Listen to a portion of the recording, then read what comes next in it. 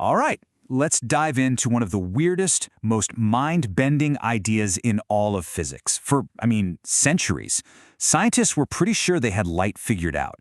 But the closer they looked, the more it seemed like light was having a complete identity crisis. So yeah, let's get into it. This was the big question, the one that kept physicists up at night. For the longest time, all the evidence seemed to say light was a wave, spreading out just like ripples in a pond. But then other experiments popped up that just didn't fit that picture at all. So what is it? Is it a continuous, flowing wave, or is it a stream of tiny individual bullets? And this is where reality just takes a sharp left turn. The answer isn't A or B. It's both at the same time. I know, right? This is what we call the dual nature of light, and it's a concept that absolutely shattered classical physics and basically kicked open the door to the quantum world. To really get how we got here, we need to look at one very specific experiment.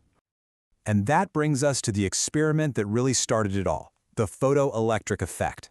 Now, on the surface, it sounds pretty simple, but the results were a total puzzle that the old wave theory just couldn't explain, not even a little bit. Okay, so here's the basic setup. You've got a metal plate sealed inside a vacuum tube. You shine a light on it and zap, electrons get knocked right off the plate. They fly across the tube and that creates an electrical current. Turn the light off, the current stops. Instantly. Turn it back on, it starts again. Instantly. Simple, right? Well, the devil, as they say, was in the details. So this whole phenomenon got the name the photoelectric effect. But look at that keyword on the slide, suitable. That's the whole mystery right there.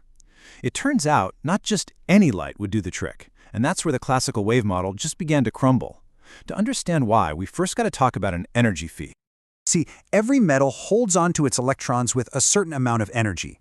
To kick an electron out, you have to pay that energy cost. It's called the work function. You can think of it like a cover charge at a club. You have to pay the price of admission to get an electron to leave.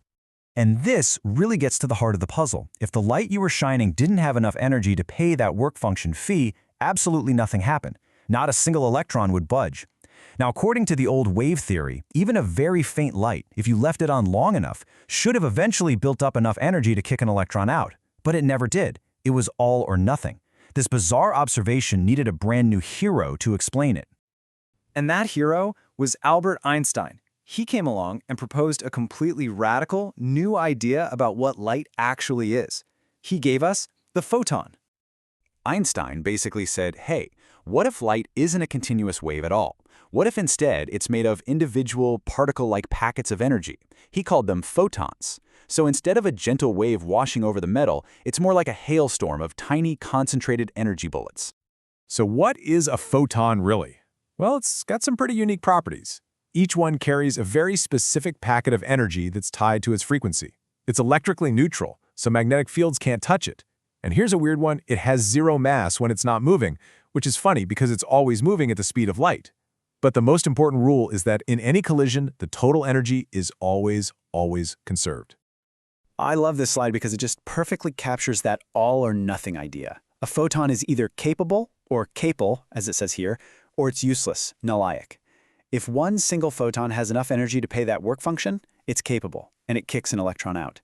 If it doesn't, it's useless.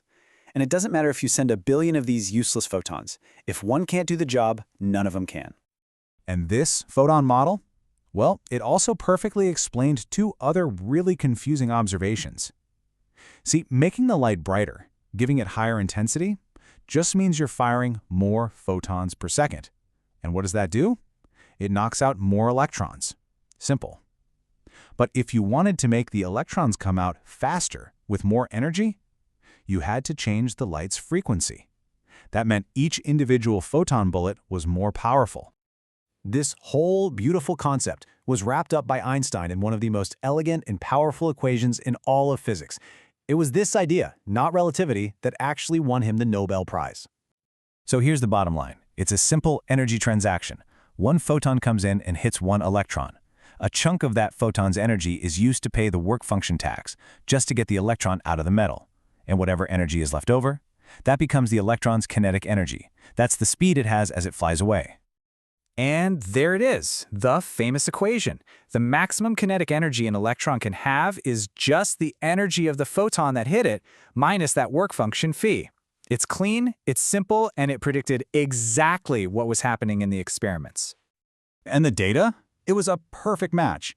These graphs show it all. Okay, look at the graph on the left. When you make the light more intense, that's going from the lower line to the higher one, you get more current.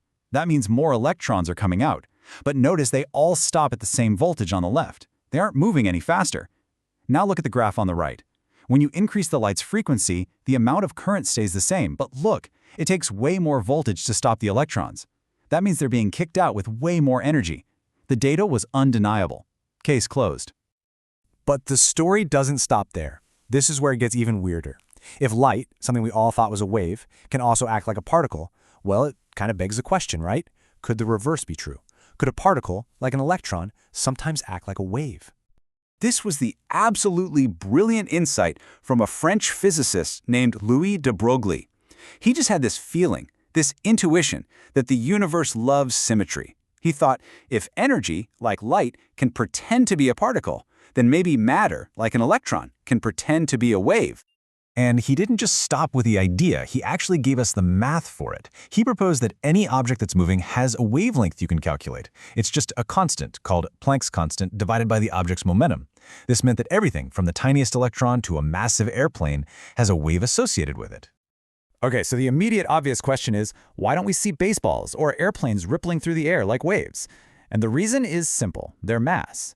For big, heavy objects, that wavelength is so incredibly, ridiculously tiny that we could never hope to measure it. But for something as small as an electron, well, that wavelength becomes significant. And sure enough, later experiments proved he was right. Beams of electrons can act just like waves, which is the exact principle that lets electron microscopes see things that are way too small for any normal light microscope. And that brings us to our final thought. This isn't just about light and electrons anymore. This dual nature applies to everything in the universe, including you and me. We are all, in a very real sense, walking, talking probability waves. And that just leaves you with this incredible question. What does it even mean to be in one place, when a part of your very nature is a wave spread out across space? What other incredible secrets is our quantum reality hiding from us, right in plain sight?